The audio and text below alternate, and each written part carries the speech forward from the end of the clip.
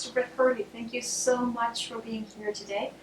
This is the Center of Excellence of Digital Ethics at Dallas Baptist University, and we are very humbled and very proud to be able to have you speak with us today on very important topics. Would you mind describing a little bit of your background to our audience before we start? Sure. I grew up all over the country. My dad was an accountant, so we moved a lot. He was transferred several times. So grew up Houston, Memphis, Boston, Detroit. Parents in Los Angeles when I was in college. So started out my career kind of a broad-based consulting type role. Made a move after several years to go back to grad school. Wanted to get an MBA in finance and dig a little deeper. I had a very general business undergrad. And so came out of that, worked for a hedge fund for about 8 years, all non-US work. Then actually came to Guidestone in Dallas for 3 years. Went back to Chicago and then back to New York, another hedge fund that I was with, for another 5-6 years, and then came back to Dallas in 2015 to head up investment services for Guidestone. So responsible there for the marketing function for Guidestone funds, for our investment advisory practice. We had a number of institutional Christian organizations that we provide advisory services to, and then also oversee the data flow for the funds as well. So. Thank you. So you've met a lot of people along the way, and you've heard a lot of stories, and I think it puts you in a very good position to be able to talk about what people believe is ethical or not, whether they are consuming something or they are being consumed, as we are today in many ways. We are a product of so much.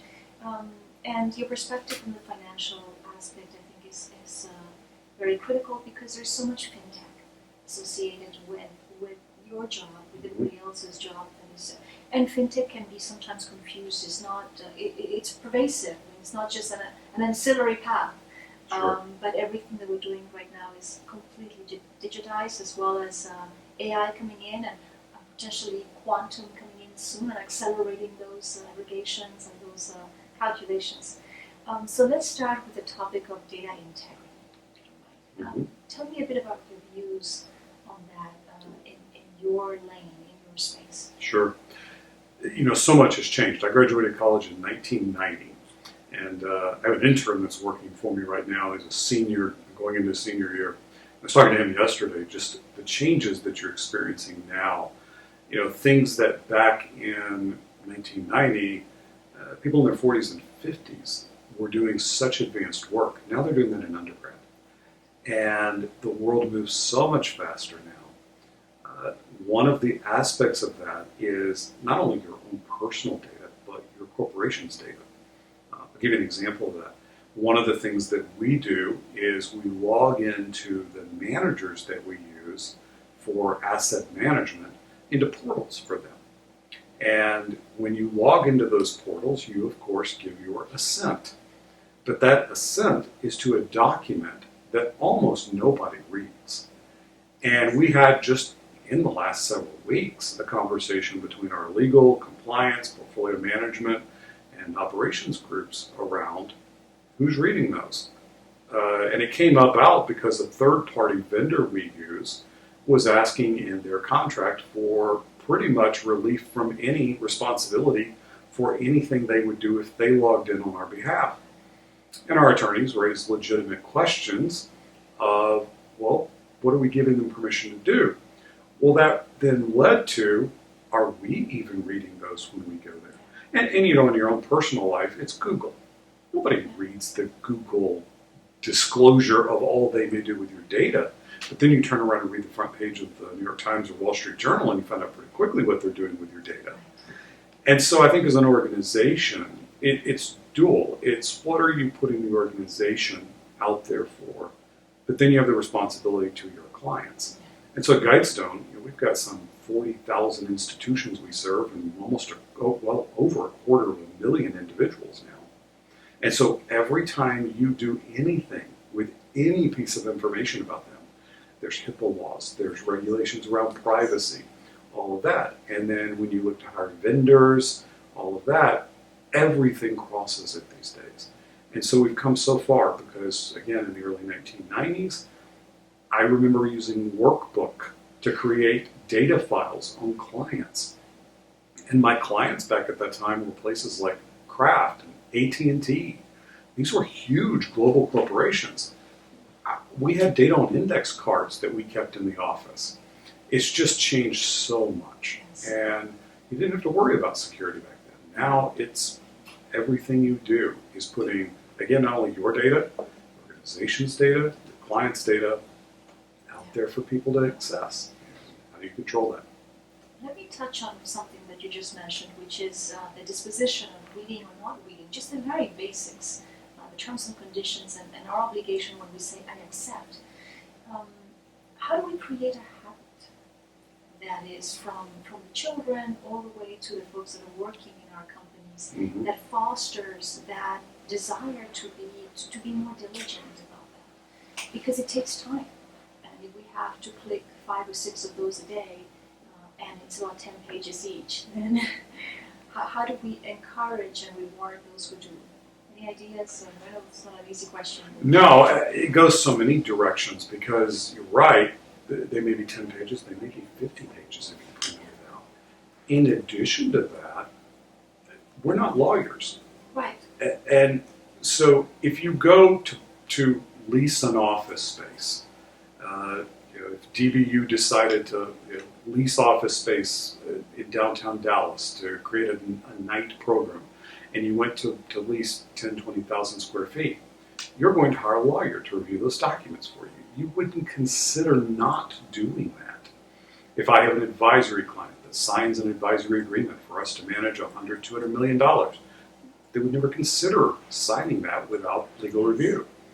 And yet you have employees who are going in and doing that on your organization's behalf. And yet it's a legal document. The other key to it is there's no negotiation. Yes. So when I go to lease that space, if I'm DBU, and I have my attorney review it, whatever building you might be leasing in, they have every expectation in the world you will be replying sometime in the next several weeks with a contract that's redlined, usually a lot more red than black by the time you get the first draft back. Nobody thinks anything of that. Try calling Google and saying, I'd like to negotiate page 28. Yes. Yes. And so what it has done is it's put us in a position, to your question, how do you train people for it? You're looking for red flags. And red flags, let's assume for a moment they're easy to spot. We're not lawyers, but let's assume they are. Then the question becomes, well, what do you do if you don't like it? And that's where companies have put us in a position now that's just so different. Yes. You don't have a choice. This is not open to negotiation. Yes. I think how you train people on it is you have to know when to stop. And one of the biggest things I see with employees in general, but particularly employees, let's say in their 20s and 30s, is the ability to make a judgment of when you ask a question. So there's the desire to impress. I can keep moving forward. I can accomplish this project. And people don't always understand hitting the pause button, sending an email to compliance or to operations or to in-house counsel and saying, hey, I wanted to check real quick.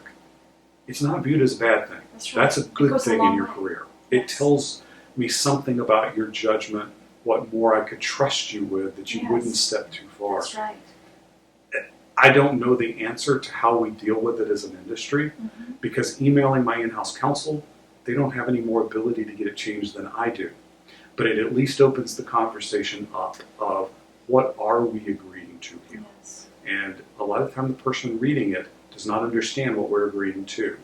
By seeking counsel, in our case we have in-house counsel at Guidestone, some organizations don't, you may need to reach to outside counsel. But whatever the approach is, that's a conversation that's held rather than just one individual making that decision. Thank you, that's excellent. And as a form of, it brought something to mind that would be encouraging to folks listening. I worked in an organization once and I dealt with a very, very big company, a very big vendor, and I took a look at those terms and I disagreed. It was regarding a law that had just come out. So granted, it was a new law, so everybody was a little bit investigating how to apply, but I pushed back. And I got a call from the top person that was in charge on the other end of drafting this document, her team, and she listened. And she listened, and we debated for a while, and they changed it for the hundreds of thousands of customers. So I was shocked when we got off the phone. Like, did this just happen? But it was a very healthy dialogue where she said, "I can see how you can interpret it this way. We hadn't thought about that. We'll make a change for everybody." So it can happen, and if it takes more and more people to take a look at those terms and conditions and ask, vendors don't want to be answering all these questions. They may make a tweak or so and accommodate. So there's still some power there. But I think where it becomes important that you do have a certain amount of control as a consumer, as a business, as a consumer. Yes. Who do you choose to work with? Yes. So we do know there are companies that care more about their customers than other companies do. Your organization, Guidestone, our organization operates in the Christian world. We have a responsibility to be a little bit more caring about our consumers, our clients, our participants, whoever they may be. But that's where you have the most control. Who do you choose to work with? And there are other ways to evaluate a company, not just those terms and conditions. Lawyers write things for the benefit of their client. That's what they're hired to do. But the company can take a responsibility as well for protecting their clients. Yes. And so that's a way that I think people can at least, if you can't get the person on the phone to make a change, work with companies that you feel like are going to be looking out for you as well. Yeah, great point. Let's segue into data aggregation. Mm-hmm. Tell us your thoughts on that, please. There's just so much to comb through before you make a decision, a good decision for your customer, for the company. How do you handle that today? Data aggregation is probably one of the 3 or 4 biggest things that we confront. We hired a data aggregation service a year ago for the first time.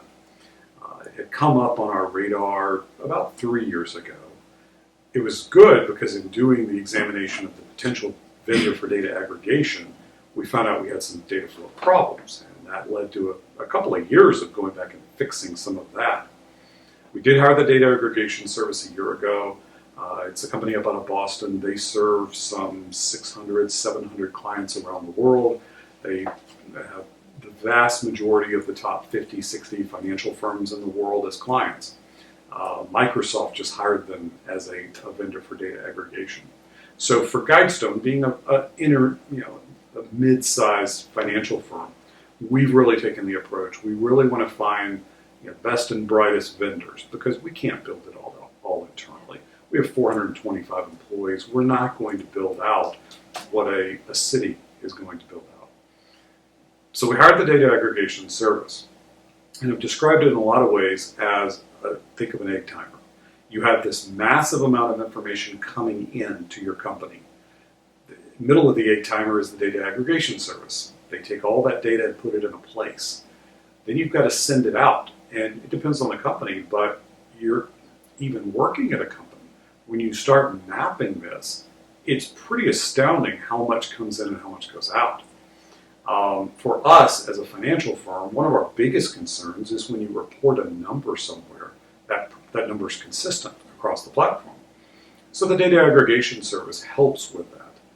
They will tell you, though, they're not the be-all, end-all of that.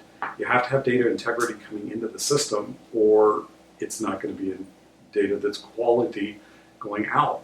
So we've had a good experience so far. We're a year into probably a 3-year project of getting to where I really want it to be. But there's a lot of questions that come out of that. And so examples, you can report data quarterly or annually. You can report data daily, weekly, monthly. You have as an organization to make that choice. But every time you go more frequent, there's a push from sales and marketing. Let's get more data out there really quick. Your legal and your operations team would like to put it out once every 20, 30 years. Let's have plenty of time to verify all of it. So you're trying to find the right balance. And we're a manager of managers in investments, so we work with the PIMCOs of the world, the Goldman Sachs, etc. And I talked to all of them when we were looking at hiring the data aggregation service. And those calls were fascinating. They would tell us the problems that even they were dealing with. I think the key to data aggregation, at least to where we are today, I may have a different answer on this 3 to 5 years from now as we move through the process, but to this point what I've found the biggest questions are maybe twofold. Number one, how do you make the data have integrity to it as it flows into your data aggregation system? Because I mentioned earlier the 90s, we ran things out of Excel spreadsheets. Mm-hmm. You had people who looked at every data point. That's right. The more you automate it, the more you can be responsive to your client base, the more you can push things out quickly. Once you automate it, people stop looking at it. So you have to be aware of that. And then the second is, and it twists the conversation or turns the conversation a little bit, but you also can overwhelm your customers with data. And so we can create on, say, our growth equity fund, a fact sheet with 3,000 data points. But investors don't need to know 3,000 data points. And we can overwhelm an insurance client with information about their plan. You have to be cautious that as you begin to aggregate data and pump it out, you're still serving your customer by the materiality of the data that you're giving to them. Now, some people care about some things that others don't, and vice versa. But I think those are the two questions to me. As you automate it, who's watching the data and making sure we're doing a lot of spot checks. Right now, we still check everything. Eventually, we'll do more spot checking. Second, how much do you put out? And what matters to people? And part of that's a sales practice. You want to put things in front of people that matter to them. They drive decisions. You're not just an information provider. You're a vendor. You're providing a service. But you also are serving that customer. And I can give you 1,000 things on a mutual fund. You probably don't need 1,000. And so it's determining how you serve best in doing that. It requires judgment to be able to put the right pieces in front of a customer, and as a whole in your sector, in your space, if that judgment is not shared by your peers, then you are providing potentially conflicting information. Mm-hmm. How do you find that the individuals that, and it doesn't, I would imagine it doesn't just take intelligence, but it takes, again, this position of wanting to do the best thing for the customer. Is that overall a shared concern, or do you find that there are pockets in the industry that behave differently? You listen to customers. So there's two ways you attack it. One is no individual makes that decision. So it's not your head of sales. It's also not your head of compliance. It's not a portfolio manager. We're a smaller team. There's about 50 of us in the investment area of the firm. 25 or so of those are particularly involved in the investment operations compliance side. It's not uncommon when you're making a decision like that you have 5, 6, 7 people around the table. But that takes an investment of time from the organization. You can say, are those people being productive or not? You pull 6, 7, 8 people into a 1-hour discussion about whether or not you're going to have R squared on your fact sheet. The organization's got to buy into that cultural decision making. And then the second is you do listen to customers. So what are customers asking for? And I think the balance there, and to some extent back to the group decision making, is, again, we have over 250,000 participants, investors. If 3 of them ask for something, do you put it on? Well, just in real world disclosure, it depends on who that one is. And I've worked at several firms, and I can tell you that's not a Guidestone issue. That is across the industry. Yeah. If your biggest client wants it, they're probably going to get it. But if you are in many ways every day surveying your population, you have a pretty good feel for what is needed to make those decisions, what's not. We do pull data points that we've been putting out for a while. Just recently, we have a quarterly book that's several hundred pages of data that we make available. We culled that by about 20% because we just decided nobody was really paying attention to that. And you're just putting it out there, so it's out there. So it's an organizational, cultural decision-making process, and it's a commitment to listen to the clients. What do they want? And we exist to serve people. As long as you're serving them, you're trying to do what's best for them.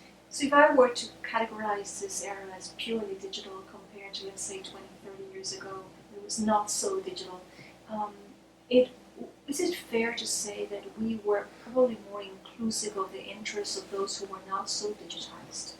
Whereas today, are there still sectors of your customers that maybe they're not so heavily involved in keeping up with digitization, where potentially we may not be serving them because we're not hearing them as much? Yeah, Fair statement? yeah, I think there's a couple of things to that. One is, your grandmother today knows more about technology than you did when you were 20 years old. That's an astounding change in the world. You have to be. You just can't go off the grid. It's almost impossible to do. I think your point is valid, though. Where the rubber hits the road is you don't talk to the customers as much in the interaction of the transaction. So we have a portal that 250,000 people can go on and make changes in their portfolio without ever talking to us. 30 years ago, you had to call somebody. You had to have a conversation. You had to go into your... I haven't been to my bank in 10 years. I can't tell you the last time I went inside a bank. There's good parts to that I don't have to go to the bank anymore. But I think you do lose the touch with the person. But again, it's a cultural decision. We do tons of surveys of participants. We have pre-COVID-19, we used to have panel discussions around the country. We fly 2 or 3 people out to Atlanta, get together 30, 40 people and have a discussion. So there's ways you can do it that you stay in touch. But it's the organization, again, has to be committed to that. You have to go find the customer to talk to now. Yes. Before, you just opened the doors at 8 o'clock and the customer came to you and they talked to you. Yes. Do you think that has influenced the ethical behavior to some extent, unknowingly perhaps? That because we're not having so many voices and we're taking in the responses in a more digital manner, that it tilts a little bit?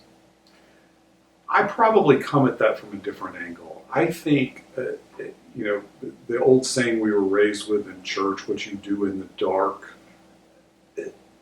If you are a believing Christian, which the vast majority of us are, and you really do believe that God's watching you all the time, then it doesn't really matter if you're interacting face-to-face with a customer or the customer is 3 firewalls away. You would hope that the people working in your organization, and I think most of the people that DBU students and alumni are going to be involved with, they're going to be taking more of that approach. Is it at the edges? Sure. I think for whatever percent of the world, there's the stories right now of the CEO in Germany that they lost a couple of $2 billion, that they were just simply hiding. They were acting as if it existed and it didn't. When that happens, I don't think those people were going to be ethical 30 years ago, and they're not today. I think a lot of us operate very ethically, and it doesn't matter if we're meeting the customer or not. We still know they're out there. There's some in the middle, of course, that's the concern. If I don't see the customer, if I don't have to interact with them, I'm not as aware of their interests, etc. But that comes back to who do you hire, who do you promote into management in organizations, are those people communicating across the organization consistently? Ethics is who we are. It's not what we do, it's who we are. And if you do that, I think that bridge can be overcome. I do think it happens, again, there is a portion of the population, 5%, 10%, I have no idea. But there's a portion that affects. Most people either have it or they don't, and you want to try to hire those people that do. Speaking of hiring, tell me about talent management, your views on ethics, on the latest talent management programs, platforms, and how things have been automated, and there's so much AI embedded. What are your thoughts on that? It's huge. There's so many paths you can go down there. If you start from the ethics standpoint, again, it's the organization making the decision that you hire based on character as much as you do skill set. I think where you see the most gray area, nobody starts a search for a candidate and says, I'm kind of looking for an unethical, unqualified person. The problem is, and I always say this when we're designing jobs, I'll know the job description when I hire somebody. Entry-level jobs, you obviously, there's the job. Can you be trained to do that job? But the reality is, once you start hiring people that are 5, 6, 7 years into their career and beyond, you're going down a path of discovery when you go to hire people. And nobody's the perfect candidate.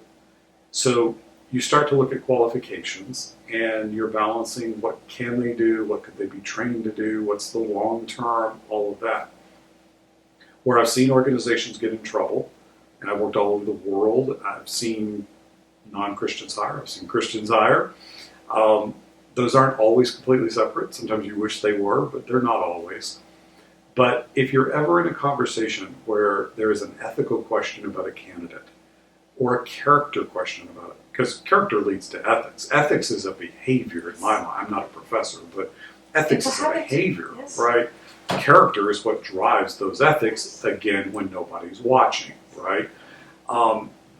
I think the key becomes, if you're ever in a conversation and somebody is so attractive to you as a candidate because of some skill they have, or the network they have, or whatever it might be, and you're sweeping under the rug a little bit that character question. We are very group-based in our hiring. I've worked for hedge funds that were 12, 14 employees. There's only so many people to be in the group. But even there, I've always tried to make hiring a group decision because I don't see everything. And I fall in love with something about a candidate. Somebody else asks different questions. You certainly have some candidates where when we bring candidates in for final interviews, it's usually anywhere from 6 to 18 people that interview them. You do occasionally have ones where it just goes off the rails at 8:30 and it never stops all day long. You have others that half hour after half hour after half hour, you're getting rave reviews back. That's not the majority of the interviews. And so for me, and certainly a lot of the people that I work with that I respect a lot, you're making an evaluation of this individual. Now, hopefully they didn't get to that point if they don't have qualifications. So now all I'm really weighing is the upside and who I think this is as a person. There's cultural fit aspects to that. Diversity is a big deal at the moment. We're hearing all about that. We're making a huge push on that at Guidestone. But diversity is also diversity of thought. Absolutely. Diversity is not male or female, skin color. Diversity of thought matters as well. So there's just so much. I'm answering it at a very high level. We can dig deeper. But there's so many paths that it goes down in terms of balancing character to ethics, qualifications, other things that you're trying to figure out with the organization. Hiring is a lot more difficult today than it was 20, 30 years ago. You get a lot more candidates from all over. Again, I lived in Los Angeles early in my career. We posted an ad for a job in the Los Angeles Times. Nobody applied for the job that lived more than 40, 50 miles from the office. Today, we post an entry-level job. We can get candidates from the Middle East and Asia. Yes. It's a different world from that It standpoint. is a different world, absolutely. Which brings me, interestingly, to the geographical and the cultural differences. I've lived in several parts of the world, so when I got a questionnaire once a few years ago, a very long behavioral questionnaire in one of the jobs that I applied for, I struggled with, should I answer as from living in this part of the world or another part of the world, because in many cases they were very different answers. Mm-hmm. And I just had to go with my personal preference, but it didn't mean that I could not succeed if I had answered them. Right. I could behave in those ways without violating the core, but issues like how do you make decisions or assertiveness at certain levels, well, it depends on the culture. You demonstrate different parts. And I had an opportunity to chat with the individuals that designed that product later on. And I asked a question, and they said, well, in large, we just did not design it for multiple cultures. But you can't, and it's a very important company, and it makes me wonder, well, that means you're not capturing so much of the essence and the character, you're going just after the behavior. And even at that, it's a bit flawed. So a couple things with that. The first time I ever hired overseas, I was 26, 27 years old. It was in Hong Kong. And we had a recruiter, and so they were sending along applications. They asked for male or female. They asked for your height, your weight, you name it. There was a picture you had to snap. I spend a lot of time, I almost don't hire anybody I'm not able to take to lunch or dinner. I just want to get to know them. If I can, I'd love to meet their spouse. I just want to know them. What are they going to be like as a part of my team or a broader team? The assessments sometimes will tell me places to dig a little deeper there, and they're helpful there. There's no question. And I love that. Thank you for that explanation, because I think that we are relying so much on automation, and part of the ethical aspect of the digital world is to leverage it as a tool, not forget our practices, not forget our norms, still leave the judgment within for the person, and yet accelerate perhaps the decision thanks to the automation. But I really hope that a lot of people are listening to you right now, because it's encouraging to know that you are not throwing away some of the foundational components in favor of automation. And I know that there's so much demand, and the speed of things may tempt a lot of HR folks to just go only with the assessments that come from automation. HR people do like them, I will say. I think the important thing is you don't rely on them to hire, and you're also willing to override them to hire. We've hired a couple of people that did not do great on some of the assessments. I think if you score low on all of them, it's hard to overcome that. But they come from so many different angles, virtually nobody does. I have overridden them, and I've made good hires. I probably at times have leaned on them a little too much, and the hire was not a great hire. So I think as a manager, you learn over time to balance it. Yes. The biggest struggle becomes when people see the assessment differently. And so because they test a lot of different areas, the person's really good in this area, and that group really likes that area. But another group is saying, yeah, but they can't do this part at all. Yeah, but they're so good at this.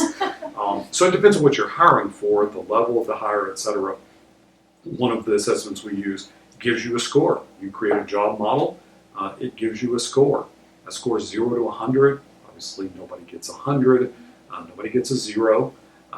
But you do get people that get 75, 80, 85. You also get people that get 30, 35, 40. When you get the extremes, you've got to be very cautious. Sure. When you get somebody that's a 50, 60, 70 like that, you're really digging deep. Like, what am I missing here? Yes. And so back to the ethics question with it, I think you do have to be cautious. Again, we talked earlier about diversity. These assessments are relatively fair, I think, but you also have to understand the person answering those, where they're coming from. And I think it can help you dig into that a little bit. I'll give you an example. Caution is a cultural issue also. That's right. I mean, you've lived around the world. I've worked all over the world. If you gave that, just whatever gets that caution score, if you gave that to the person in Argentina, and then you gave that person the test in London, Completely different. you're going to end up with very different scores on that. Absolutely. So you have to put that into relation, and then you have to score it against what you're looking for that individual to do. I don't want a salesperson that scores 100 on caution. Right. I also don't want a compliance officer that scores a With 2 on caution. Right. So Right. a lot of it is combining who are they, where are they from, what's their perspective, along with what are you looking for them to do. Excellent, thank you. Some last words, if you don't mind, to our students at DBU that might be watching and want to go down the career of FinTech or associated with FinTech.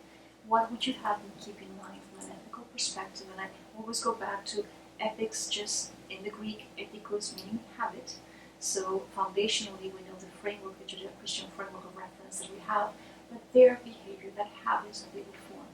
Any encouragement for them or any words of wisdom that you would give them? Sure. A couple things come to mind. The first and foremost is ethics is not a gray area. It's like you're born with 100 units in your account, and you don't get to spend the 100 over your lifetime. And I see younger people, again, we talked about earlier, trying to impress. And how do you impress in business? It depends on the area you're in. If you are an analyst and you know your portfolio manager really likes this stock, do you shade it just a little bit because you know he or she's going to like that report? If you are a salesperson, you can tell the customer something that gets them a little bit over the hump. Maybe it's not quite true. It's a snowball effect as well. Once you do it once and you get away with it, it's a little bit bigger issue next time to not do it. And so I tell young people when I get the opportunity, you are going to work here for some 45 years. The rate Social Security is going, you may work here for 50 years. Don't be so worried about everything being a win when you're 22, 23 years old. Your reputation will matter a whole lot more over the course of your career than getting any deal. So I think that's number one, is make it just your absolute priority. Quit a job. If you have to quit a job to keep your reputation, industries are small. So I started my career in Chicago, and that's a huge, third largest city in the United States. It's got one of the largest financial industries. And yet now, being in my early 50s, I can't tell you, I almost don't know people in Chicago that don't know a bunch of other people I know. And I have no idea how they're connected. But again, we all work in the industry for 30, 40 years, and a lot of time it's in a city. So leave a job if you have to. Protect the ethics. Don't get a deal because you gave it up. So that's number one. Number two is, as you think about ethics, and you think about how to do programs, the biggest thing with digital is we are taking responsibility for people's lives. Yes. And if I told you that you are about to take an action that will either make somebody be okay in retirement or not, 99.999% of the world would be extraordinarily cautious with that. Yes. But every decision has that potential effect. That's right. And so keep that in mind. Always remember that you don't know the impact of the decision you're making. Just be ethical about it. Let the rest play out. And eventually, trust a little bit. God's got the big picture under control. He just needs you to do the ethical in the moment. We'll take care of the big stuff. So That's fantastic. Thank you. I very much love the fact that you say that ethics is not gray, that it is black and white, because we wrestle with that, with a common belief and understanding of what ethics is. And one of the first exercises that I ask my students to do is survey your friends and family and acquaintances and ask them, what is ethics? And there's a very colorful set of answers, which brings us right back to, we've got a problem then, because we're talking about it, but we're not speaking the same language. sure. Mr. Bret, thank you so much for being here with us today. Thank you to our audience, and it's a pleasure. It's a real privilege to have you.